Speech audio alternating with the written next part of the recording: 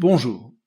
Vous le savez sans doute, le 1er janvier 2025 est une date cruciale pour les donneurs de voix. En effet, tous les livres que nous produirons à partir de cette date devront l'être dans le format DAISY. Qu'est-ce que DAISY ? Eh bien, comme vous le savez, les livres audio que nous produisons actuellement sont constitués de pistes numérotées séquentielles au format MP3. Chaque changement de piste correspond soit à un changement de chapitre, soit à une durée maximale fixée par la charte de qualité, actuellement 40 minutes. Ce format présente l'avantage de la simplicité, permet la lecture sur une grande variété d'appareils. Néanmoins, un de ses inconvénients est de ne pas permettre une navigation aisée à l'intérieur du texte. Saut, retour à un chapitre, passage à la phrase suivante ou au paragraphe suivant, etc.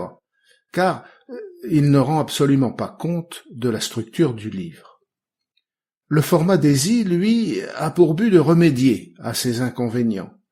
Les livres audio au format DAISY sont structurés pour permettre la navigation. Ils présentent d'ailleurs d'autres avantages. Pause de signer, mémorisation de la dernière position de lecture, accès à des informations diverses, le temps écoulé, le temps restant, titre de l'ouvrage, etc. Ils peuvent être enregistrés sur différents supports, mais pour être vraiment efficaces, ils nécessitent soit un lecteur adapté, comme le Victor, soit un logiciel spécifique qui permette d'en exploiter toute la richesse fonctionnelle. Par ailleurs, l'exemption de droits d'auteur dont bénéficie l'Association des donneurs de voix ne vaut que si les enregistrements de nos livres sont adaptés au handicap. Cette exemption ne pourra être conservée que si l'ADV dépose ses livres sur la base Platon de la BNF. Le format retenu par Platon est, justement, le format DAISY. Et c'est pourquoi il a été décidé de passer à la norme DAISY à compter du 1er janvier 2025. Alors, nous avons vu que cette norme présente d'incontestables avantages. Mais y aurait-il des inconvénients ? Les inconvénients, il n'y en a pas beaucoup, sauf que, pour nous, les donneurs de voix, cela va demander un tout petit peu plus de travail. En effet, pour convertir le format MP3 au format DAISY, il faut y adjoindre ce qu'on appelle des balises, c'est-à-dire ni plus ni moins que des panneaux indicateurs positionnant le début des chapitres ou des paragraphes ou des différentes parties, des différentes sections que l'on va pouvoir trouver dans un livre. La conversion de MP3 en DAISY sera faite soit automatiquement par des logiciels, soit manuellement par une équipe dédiée, mais cela ne concerne pas les donneurs de voix. Les donneurs de voix vont encore et toujours enregistrer en MP3 comme ils le faisaient jusqu'à présent. Cependant, à ce format MP3, il faudra ajouter, pour que la conversion puisse se faire, les informations concernant les balises, à quel endroit il faut les placer et quelle section du livre elles concernent. Alors, comment et sous quelle forme allons-nous fournir ces fameuses balises ? Sous deux formes différentes, un peu redondantes, mais qui permettront d'effectuer facilement la conversion de MP3 en DAISY. La première méthode, c'est que nous allons fournir un tableau dans lequel seront répertoriées les différentes parties du livre et les pistes auxquelles elles correspondent. En quelque sorte, il s'agira d'une table des matières. À noter d'ailleurs que dans le cadre de cette conversion en DAISY, il est maintenant fortement recommandé de respecter la règle « un chapitre égale une piste » et réciproquement. Sauf dans le cas où un chapitre extrêmement long imposerait de l'enregistrer sur plusieurs pistes, cette règle va considérablement simplifier l'établissement de ce tableau. La deuxième forme consistera à utiliser ce qu'on appelle les métadonnées, c'est-à-dire des informations qui sont adjointes au fichier MP3 et qui pourront être utilisés par les logiciels ou l'équipe de conversion. Pour mieux comprendre la forme et la nature des informations que nous allons devoir fournir, nous allons nous pencher d'abord sur la structure des livres. Je vous invite à jeter un œil à la table des matières du livre Les Misérables de Victor Hugo. La structure du livre y apparaît clairement. D'abord, une première partie, qui sera bien évidemment suivie d'une seconde et d'une troisième et ainsi de suite, et à l'intérieur de cette première partie, plusieurs livres, nous en avons 2 sur cette première page, le livre premier, Injuste, et le livre deuxième, La Chute. Chacun de ces livres est lui-même subdivisé en plusieurs chapitres, grand 1, Monsieur Myriel, grand 2, Monsieur Myriel devient Monseigneur Bienvenu, etc. Ceci pour le premier livre.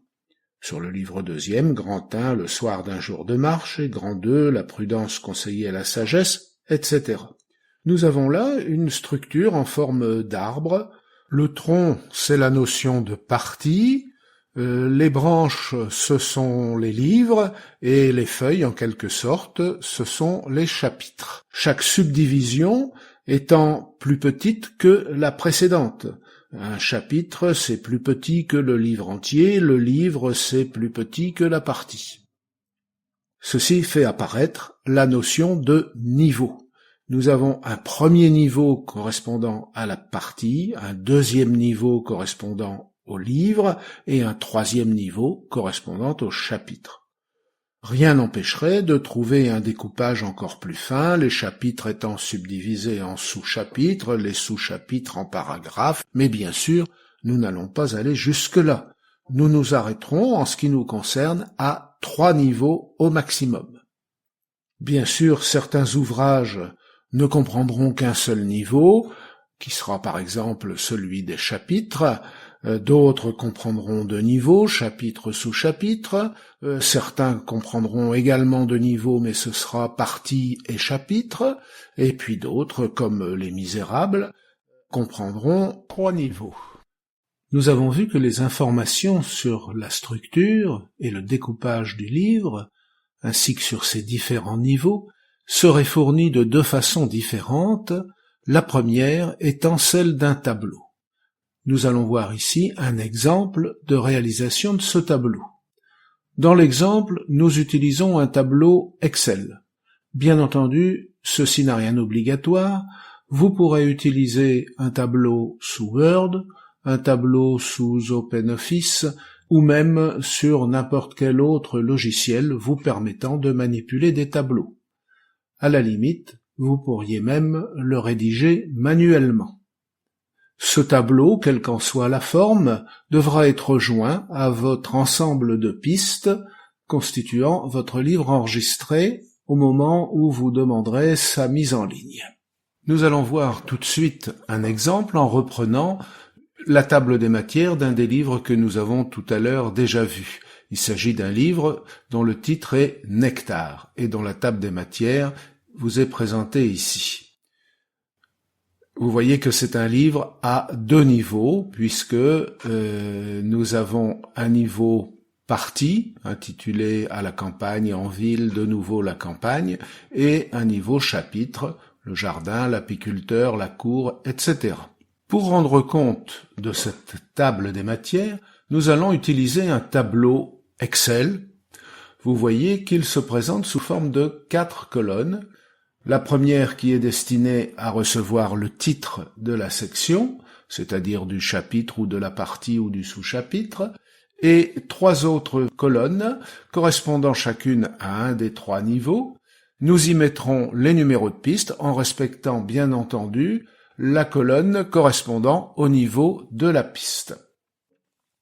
Par exemple, avec la table des matières que nous avons préparée, nous obtenons le résultat suivant. Nous commencerons par indiquer dans la première ligne le titre du livre.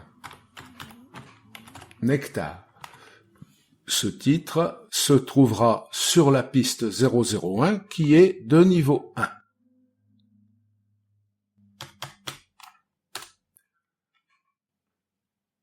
Nous allons prévoir ensuite la piste d'annonce légale,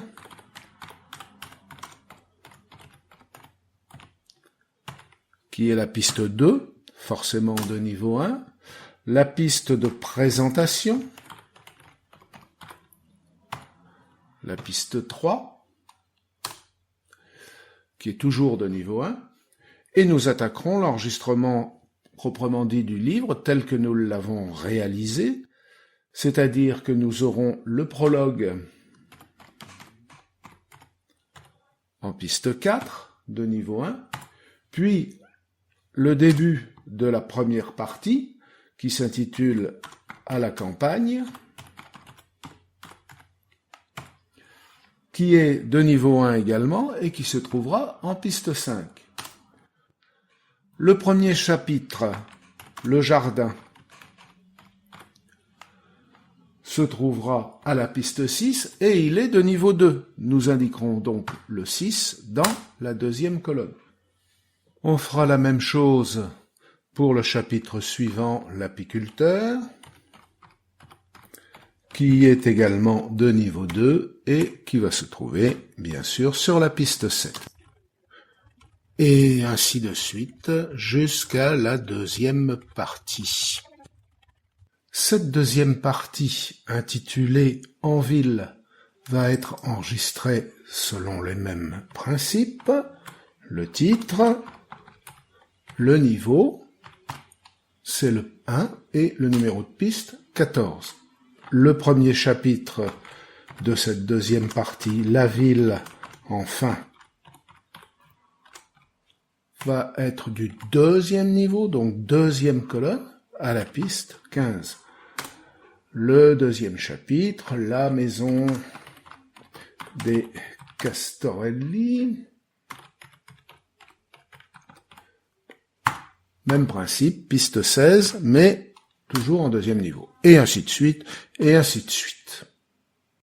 Quand nous aurons rempli toute la grille en passant par la troisième partie qui se trouve sur la piste 35 et qui est de niveau 1, puis tous les chapitres qu'elle contient et qui sont de niveau 2 jusqu'à la piste 49, nous pourrons terminer notre table des matières en indiquant la dernière piste qui contient l'épilogue et qui se trouve donc au niveau 1, puisqu'elle n'est pas subdivision de quoi que ce soit, et nous aurons garde de ne pas oublier la dernière piste, celle de la fin du livre, celle qui contient la mention « ici se termine le livre 2 », etc., et qui elle aussi est de niveau 1 et qui se trouvera sur la piste 51. Voilà notre table des matières terminée. Nous pouvons la transmettre en même temps que nos pistes. Il nous reste maintenant à transcrire cette table des matières avec les mêmes informations, mais sous la forme de métadonnées que nous allons enregistrer dans les fichiers MP3 eux-mêmes. Nous allons voir comment tout de suite. Alors, qu'est-ce que c'est que les métadonnées? Oh, vous connaissez déjà. Lorsque vous examinez vos pistes avec l'explorateur de fichiers, si vous demandez l'affichage détaillé, vous voyez qu'en face de chaque piste sont indiquées quelques informations. Typiquement pour des fichiers MP3, un numéro, titre, interprète ayant participé, album. Et il est tout à fait possible d'en afficher d'autres. Eh bien, ces informations-là, qui sont généralement vides pour les pistes que vous avez enregistrées, sont des métadonnées. Et nous allons en utiliser certaines pour mettre nos propres informations. La question, c'est surtout de savoir comment nous pouvons accéder à ces métadonnées et les renseigner. La première façon, sans doute la plus simple, est de le faire par le biais d'Audacity que nous connaissons bien. Ouvrons d'abord Audacity. Nous allons nous mettre dans la situation où nous venons de terminer l'enregistrement et la correction d'une piste. Nous sommes prêts à l'exporter en MP3 sur le disque de notre PC. Auparavant, nous avons un petit réglage de paramètres à faire. Nous n'aurons à le faire qu'une seule fois. Le réglage est définitif et reviendra identique à chaque fois sans que vous ayez besoin de le refaire. Quel est ce réglage? Eh bien, nous allons dans le menu Édition. Dans Édition, Préférences. Dans la fenêtre qui s'ouvre, nous choisissons la ligne Import-Export et nous y trouvons une option « Ouvrir l'éditeur de balises de métadonnées avant d'exporter ». Eh bien, il faut la cocher. Ici, elle est déjà cochée, mais si elle ne l'était pas chez vous, il faut la cocher. Après quoi, il ne vous reste plus qu'à valider la fenêtre. Que va-t-il se passer maintenant lorsque nous allons exporter notre fichier? Bien, regardons. Fichier, exporter en MP3. Jusque-là, rien de bien nouveau. C'est exactement la même chose que ce qui se passait jusqu'à présent. Le dossier vous est indiqué, le livre, et vous allez dire que vous voulez l'enregistrer. Aucun changement par rapport à la situation précédente. Le fichier existe déjà, on veut le remplacer, d'accord.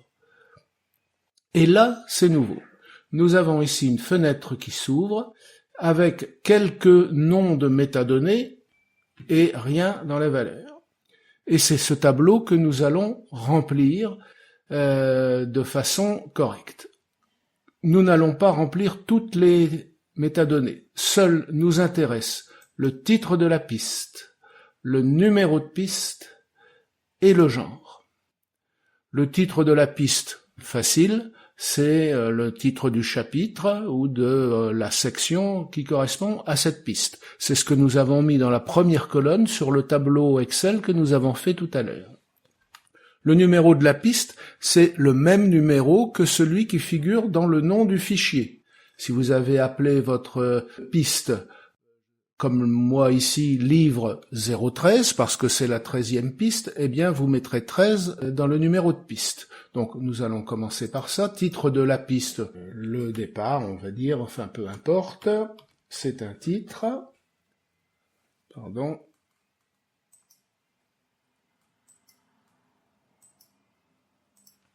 Le départ, c'était le nom du chapitre. Le numéro de piste, c'est le 13. Et nous arrivons au genre. Alors là, le genre, c'est un peu plus compliqué. Au moins la toute première fois. Après, comme précédemment, une fois que ce réglage sera fait, vous n'aurez plus à le refaire, il est fait une fois pour toutes. Si vous cliquez dans la case ici, vous voyez que vous avez une petite flèche vers le bas ici qui vous indique qu'il s'agit d'une liste déroulante. Et quand vous cliquez sur cette liste, vous voyez tous les genres de musique qui ont été répertoriés. Il est même possible d'en ajouter de nouveaux, mais aucun ne nous convient. Ce n'est pas de la musique que nous faisons. Nous allons donc nous débarrasser de tous ces genres et mettre les nôtres à la place. Nous allons cliquer sur « Éditer », ce qui nous montre tous les genres de musique qui sont répertoriés. Nous allons tous les sélectionner. Il suffit de cliquer au début et de descendre sans lâcher la souris, de façon à ce que tout soit sélectionné. Un petit coup de touche Supr ou Delete, tout s'en va, valider, et nous n'avons plus rien dans la liste. Une vraie merveille. Mais il nous faut maintenant ajouter les nôtres. Donc, nous retournons dans Éditer, et nous allons mettre ici ce que nous allons utiliser, nous, comme genre, qui n'a rien à voir avec le genre musical, et qui sont les niveaux, tout simplement. Niveau 1, niveau 2 et niveau 3. Nous allons ajouter une quatrième entrée parce qu'elle va nous servir dans certains cas, c'est l'entrée suite.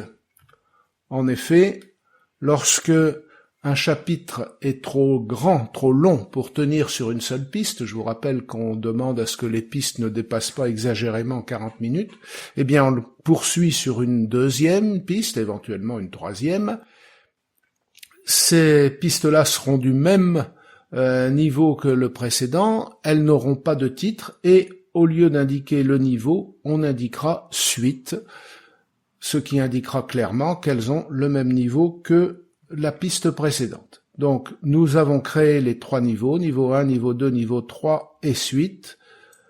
Nous validons. Alors là, il y a ce que je suppose être un petit bug de Audacity. Quand nous cliquons sur la flèche, il n'y a toujours pas nos niveaux. Mais c'est pas grave, dès que nous aurons cliqué sur valider ici, les niveaux arriveront. Donc, si cette piste-ci est du niveau 2, par exemple, nous allons taper niveau 2, par la suite nous n'aurons plus à le taper, il suffira de le sélectionner dans la liste. Et là, nous faisons valider. Et cette fois-ci, notre exportation va bien avoir lieu, mais elle a lieu pour exporter en MP3 avec les métadonnées. Si nous changeons de fenêtre et allons consulter le dossier dans lequel nous avons rangé ce titre, cette piste, nous la retrouvons ici avec les indications habituelles, date de modification, type, taille, et nous pouvons venir ajouter par exemple le titre. Et vous voyez que le titre, le départ, figure bien dans les métadonnées. Nous pouvons également aller rechercher le genre, puis le numéro.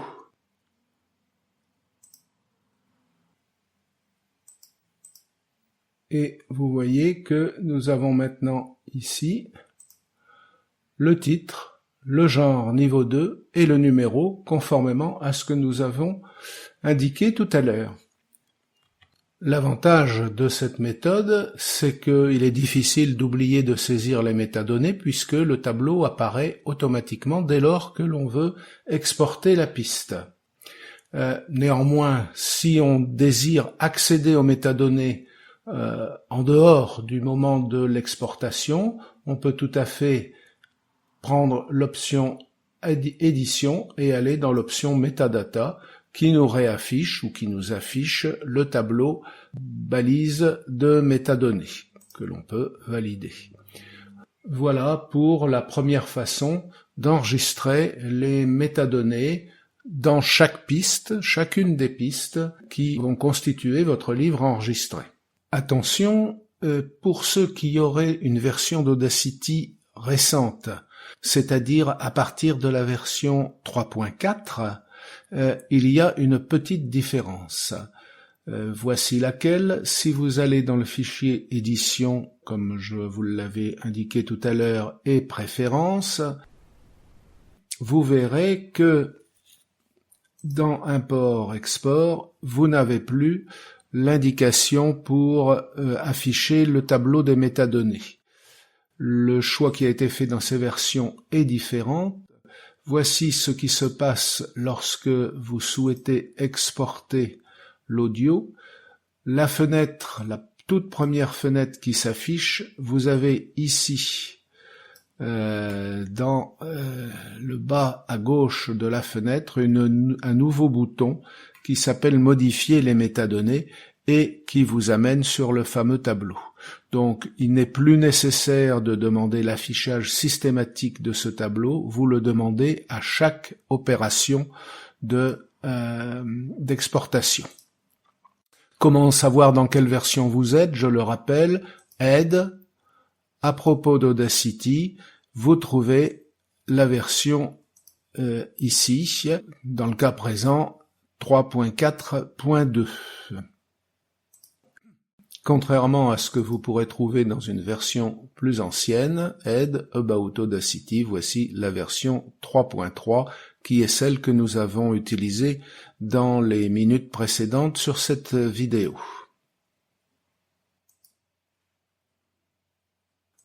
Nous allons maintenant voir une autre méthode qui utilise un logiciel téléchargeable à l'adresse qui apparaît sur votre écran, qui est gratuit, et qui va nous permettre de saisir la globalité de nos métadonnées sur un même écran. Ouvrons, pour commencer, le logiciel MP3 Tag. Voici la fenêtre que vous obtiendrez lorsque vous ouvrirez MP3 Tag pour la première fois. Comme ce programme est destiné à nous permettre de saisir les métadonnées pour l'ensemble des fichiers, l'ensemble des pistes de notre livre, la première chose que nous avons à faire, c'est de désigner le dossier dans lequel se trouvent ces pistes. Nous allons cliquer sur l'icône qui se trouve ici, changer de répertoire. Dans la fenêtre qui s'ouvre, nous allons nous positionner sur le répertoire qui contient notre livre. C'est celui-ci. Nous le sélectionnons. Nous sélectionnons donc bien le dossier et non pas chaque fichier. Et nous voyons apparaître ici toutes les pistes MP3 qui se trouvent dans ce dossier. Nous avons intérêt à les avoir dans l'ordre alphanumérique. Vous voyez qu'ici, ça n'est pas le cas puisqu'on commence avec la piste 5, 1, 4, 2, 14. Pour une raison qui reste à déterminer, ces pistes ne sont pas dans l'ordre numérique, donc pas dans l'ordre normal des pistes. Nous allons rétablir cet ordre en cliquant sur nom de fichier. Toujours bien nous assurer que nous avons bien 1, 2, 3, 4, 5, etc. Cela nous facilitera la tâche pour la suite. Bon, nous voulons saisir un certain nombre de métadonnées et peut-être en afficher d'autres qui pourront nous être utiles. Nous allons pour ce faire aller dans le menu affichage, choisir l'option colonne. Et nous pouvons ici déterminer quelles sont les colonnes que nous voudrons afficher. Eh bien, vous savez que nous avons 3 métadonnées à saisir, le titre, la piste et le genre. Donc nous les sélectionnons. Et puis pendant que nous y sommes, nous pouvons sélectionner en plus le débit binaire et la fréquence. Vous verrez que cela n'est pas complètement inutile. Voici nos métadonnées affichées. Bien entendu, comme nous ne les avons pas encore saisies, les 3 premières métadonnées, titre, piste et genre, sont vides. En revanche, les autres que nous venons d'ajouter sont bien connus. Le débit binaire, cela nous permet de vérifier, ce qui est toujours utile, que nous avons bien enregistré toutes les pistes à 64 kilobits par seconde. Et la fréquence, nous pouvons aussi de cette façon vérifier que nous n'avons pas commis d'erreur dans le choix de la fréquence. La dernière information intéressante, c'est la durée. Nous avons la durée de chaque piste, ce que nous avons déjà dans l'explorateur de fichiers, ça ne nous apprend rien de plus. En revanche, nous avons ici en bas, à droite, la durée totale des pistes. Il y a 18 pistes pour un total de 6 heures, 0 minutes, 32 secondes. Plus besoin de faire des additions, d'afficher des propriétés, des tailles, etc. Après avoir sélectionné l'ensemble, nous avons directement cette information ici. C'est beaucoup plus simple et rapide que d'autres méthodes. Bien, maintenant il nous faut remplir nos métadonnées. Alors pour le titre, c'est fort simple, il n'y a pas d'autre solution que de les saisir. Nous faisons un double clic dans la zone de la première ligne de la colonne titre et nous allons pouvoir saisir le titre du livre, par exemple le titre de la piste, donc ici puisque c'est la piste 1, le titre du livre, il s'agit de l'espion qui aimait les livres. Bon, je ne vais pas tout taper, peu importe. La piste 2, ce sont les annonces légales. La piste 3, chaque fois que je fais entrée, on passe automatiquement à la zone qui se trouve juste en dessous, donc à la piste suivante. Et je vais donc pouvoir saisir tous mes titres les uns à la suite des autres. Je mets ici des titres qui ne sont certainement pas ceux de la réalité, mais peu importe. Donc voilà, je vais saisir tous les titres. Là, je ne vais pas le faire pour gagner du temps. Imaginons que nous ayons quelque part une deuxième partie avec chapitre qui recommence et nous avons ici la fin du livre. Bien. Voilà. Pour ce qui concerne les titres, c'est de la saisie pure et simple, rien d'important à signaler. Concernant les pistes, là nous avons une possibilité pour saisir ça plus rapidement. Ce que nous allons faire, c'est que nous allons sélectionner en cliquant sur l'icône à gauche la première ligne, puis en maintenant la touche majuscule enfoncée, nous cliquons également sur la dernière ligne. De ce fait, toutes les pistes sont maintenant sélectionnées. Et je vais pouvoir aller ici sur cette icône qui représente une feuille avec les chiffres 1 et 2 et qui est assistant de numérotation automatique. Je vais cliquer là-dessus. Ce que je veux générer automatiquement, ce sont les numéros de pistes. Cette case doit donc être cochée. Les autres ne nous intéressent pas, elles sont décochées. Celle-ci, ça n'a pas d'importance. Et je vais faire OK. Et voilà, magie de la technique, les 18 pistes sont numérotées. Il me reste à saisir les genres. Je vous rappelle que les genres pour nous ce sont les niveaux, donc nous avons là-dedans à mettre niveau 1, niveau 2, niveau 3, éventuellement suite. Contrairement à ce qui se passait dans Audacity, nous n'avons pas de liste déroulante ici qui nous permettrait de sélectionner les niveaux. Il faut que nous les tapions. Donc, par exemple, niveau 1 pour la première piste, niveau 1 pour la deuxième, pour la troisième. Pour la piste de la première partie, eh bien, ce sera également niveau 1. Et puis, les chapitres qui sont en dessous, ce sera du niveau 2. Hein, rappelez-vous. Pareil pour tous les chapitres suivants. Etc., etc. En arrivant sur la deuxième partie, je reviendrai à un niveau 1, puis à des niveaux 2 en dessous, et enfin ici, niveau 1.